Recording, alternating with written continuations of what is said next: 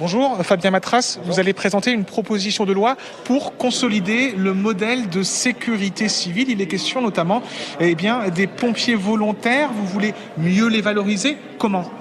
Déjà, il faut savoir qu'en France, notre modèle de sécurité civile repose sur le volontariat. Aujourd'hui, sur 253 000 pompiers, vous avez 196 000 pompiers qui sont des pompiers volontaires. Donc c'est capital pour notre modèle de sécurité civile de valoriser le volontariat. Ce qu'on a cherché à faire dans ce texte, finalement, c'est à mieux concilier l'engagement citoyen des pompiers volontaires avec leur vie personnelle et leur vie professionnelle. Et donc, il y a toute une série de mesures qui visent à mieux reconnaître leur profil au sein des entreprises. Par exemple, ils pourront être sauveteurs secouristes du travail au sein de l'entreprise, à mieux reconnaître aussi les formations qui sont celles des pompiers volontaires qu'ils peuvent avoir dans le cadre de leur engagement de pompiers qui seraient mieux reconnus au sein de l'entreprise.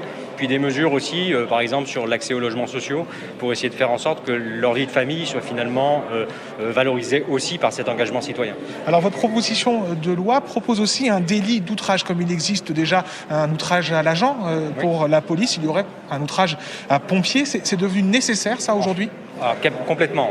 On voit que depuis plusieurs années, on a une augmentation des violences et des agressions verbales ou physiques envers les sapeurs-pompiers. Donc il nous semblait absolument capital de répondre à ce constat et de faire en sorte que les pompiers demain, tout outrage à un sapeur-pompier soit qualifié au même titre qu'un outrage envers un policier ou un gendarme.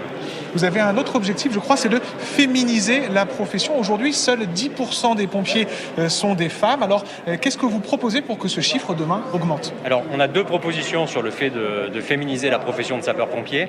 D'une part, c'est le fait d'intégrer dans les conseils d'administration des services d'incendie et de secours davantage de femmes qu'aujourd'hui, parce que je crois qu'il faut que les cultures changent d'en haut pour irriguer l'ensemble des services.